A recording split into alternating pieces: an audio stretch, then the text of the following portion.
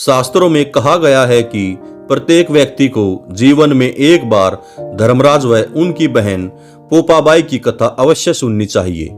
इसे सुनने से व्यक्ति को जीवन में तथा जीवन के बाद मृत्यु की यात्रा में कष्ट नहीं आते, क्योंकि धर्मराज साक्षात नारायण के स्वरूप हैं। वह उनकी बहन पोपाबाई जीवन के छोटे से छोटे कर्मों का लेखा करती हैं। धर्मराज की कहानी हाथ में गेहूं के दाने लेकर वह पोपाबाई की कथा हाथ में राई लेकर सुनी जाती है।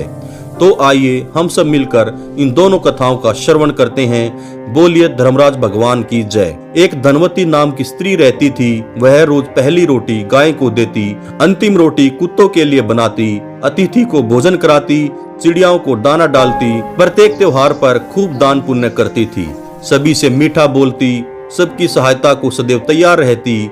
इसी कारण पूरा गांव उसका सम्मान करता। उसके परिवार में बेटे और नाती थे, धन भी बहुत था, पूरा परिवार बड़े प्रेम से रहता था। एक दिन अचानक धनवती की मृत्यु हो गई। उसे लेने यमदूत आ पहुंचे। यमदूतों ने जब धनवती की आत्मा को देखा तो आश्चर्य से भर गए।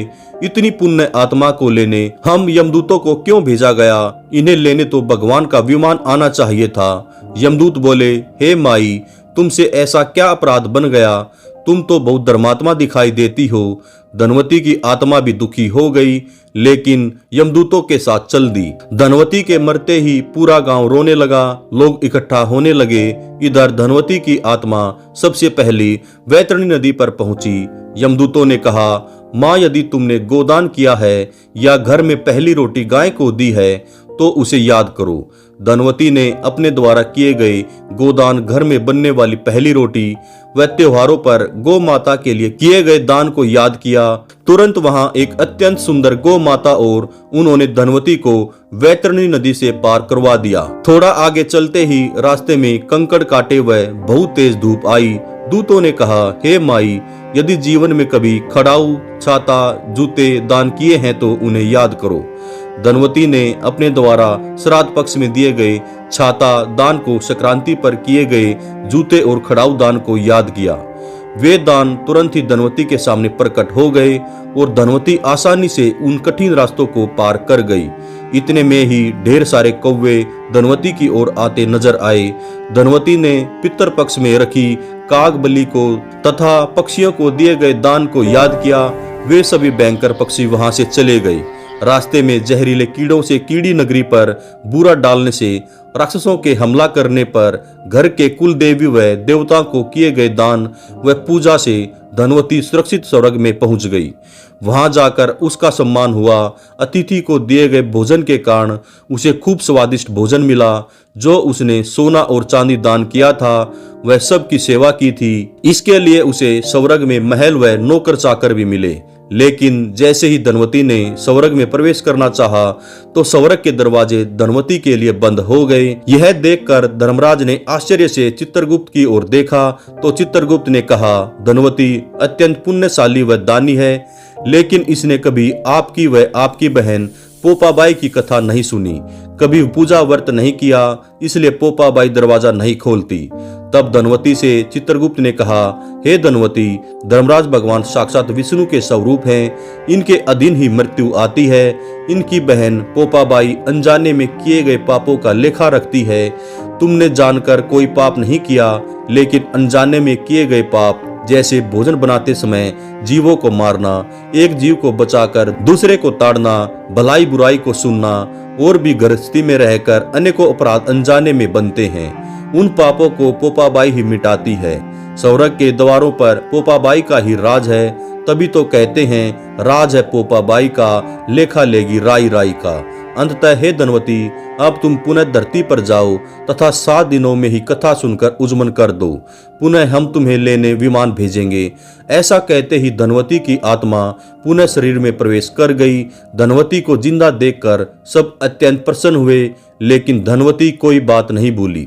अगले ही दिन गेहूं व राई के दाने लेकर धर्मराज व पोपाबाई की कथा सुनना प्रारंभ कर दिया। कथा सुनने के पश्चात वह परीक्षा लेने के लिए गेहूं के दाने लेकर सबसे पहले अपनी बड़ी बहू के पास गई और कहा, बहू, ये गेहूं के दाने संभाल कर रख ले, उजवन के दिन मांग लूंगी। बड़ी बहू ने सोचा, यह दाने कौन से अलग हैं, गेहूं के बोरे में से ही दाने निकालकर उस दिन दे दूंगी, और वे दाने फेंक दिए। इसके पश्चात धनवती अपनी दूसरी बहू के पास गई तो बहू ने झट से दाने मुंह में डाल लिए और कहा, माँ जी गेहूं खूब रखा है, उजमन को जितना चाहिए ले लेना। धनवती फिर तीसरी बहू के यहाँ दाने लेकर पहुंची तो उस बहू ने दाने अपने पास खड़े भाई को दे दिए और कहा, भाई मुझसे कोई चीज संभलती नहीं है, तू उजमन में आएगा तो इनको लेते आना। अंततः धनवती चौथी बहू के पास गई, तब उसने वे दाने लाल कपड़े में बांधकर सरदा से मस्तक से लगाए और तिजोरी में रख दिए। उजमन का दिन आया, धनवती ने धूमधाम से उजमन किया। अंत में पूरे परिवार व रिश्तेदारों को बुलाकर सवरक की सारी बातें बताई और कहा, अपना भला चाहते हो तो दान धर्म और पूजा पाठ किया करो, अन्यथा रास्ते में बड़ी दुर्गति होती है। फिर बहुओं से कहा, बड़ी बहू, जब से तूने गेहूं के दाने फेंके हैं, ध्यान दे, इन 7 दिनों में तेरी क्या दशा हुई है। तेरे पति का पूरा व्यापार चौपट हो गया है। दूसरी बहू, तू 7 दिनों से खाट में पड़ी है, तुझे बीमारियों ने घेर लिया है, क्योंकि पूजा के दानों को तू मुंह में खा गई। तीसरी ने दाने भाई को दिए तो पूरी संपदा मायके चली गई और तू पूरी तरह बर्बाद हो गई। चौथी बहू ने मेरा मान बढ़ाया, श्रद्धा रखी तथा कुल की परंपरा को आगे बढ़ाया, आगे से इसी का भाग्य चमकेगा। इस प्रकार कहकर धनवती फिर मृत्यु को प्राप्त हो गई और उसे स्वर्ग से विमान आया और लेकर चला गया। जो भी व्यक्ति धनवती और धर्मराज की इस कथा को सुनता है वह कभी तन मन व धन से किसी भी प्रकार का दुख नहीं पाता और अंत में बैकुंठ को जाता है। बोलिए धर्मराज भगवान की जय। आइए हम सब मिलकर पोपाबाई की कहानी सुनते हैं। राज है पोपाबाई का, लेखा लेगी राई राई का। एक गांव में 2 भाई बहन रहते थे। भाई का विवाह हो गया था। भाई भाभी देखते हैं कि बहन पोपाबाई सारे दिन पूजा पाठ में लगी रहती है, ना पढ़ाई, ना सिलाई, ना बुनाई का काम, ना ही घर के कामों में कोई मदद करती है। वह किसी से बात भी नहीं करती, रूखा सूखा खाती है और हरि के गुण गाती है। एक दिन भाई ने भाभी से कहा, इसे पराये घर जाना है, यही हाल रहा तो इसे कौन विवाह करेगा, इसे घर के काम करवाया करो। भाभी ने पोपाबाई से कहा, बाई जी आज से तुम घर के काम करना सीखो, तुम्हारा विवाह करना है। तो पोपाबाई ने हाथ जोड़कर प्रार्थना की, भाभी मैं भगवान नारायण को अपना पति मान चुकी हूँ, अब विवाह के लिए मैं पर पुरुष के दर्शन भी नहीं करूंगी। मेरे लिए गांव के बाहर एक झोपड़ी बनवा दो। और उसने गांव वालों से प्रार्थना की, आप सब अपने गाय बछड़े मेरे पास छोड़ जाया करो, मैं उन्हें चरा लाया करूंगी। आप जो भी दोगे उससे मेरा भरण पोषण व पूजा पाठ चलता रहेगा। गांव वालों ने पोपाबाई की भक्ति देखकर उसकी यह मांग स्वीकार कर ली।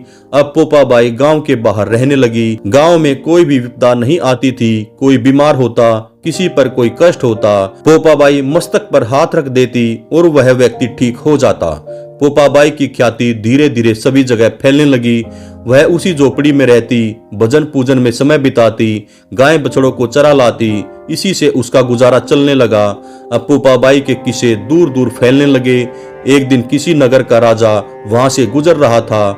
उसने पोपाबाई के मधुर भजन सुने। वहां जाकर दरवाजा खटखटाया।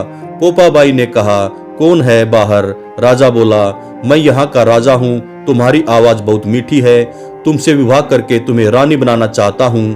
तब पोपाबाई ने कहा, मैं भगवान को अपना वर मान चुकी हूँ, तुम चले जाओ, अन्यथा मेरी दृष्टि से नष्ट हो जाओगे। राजा ने पोपाबाई की एक बात भी नहीं मानी और पोपाबाई को जबरदस्ती उठाकर महल ले गया।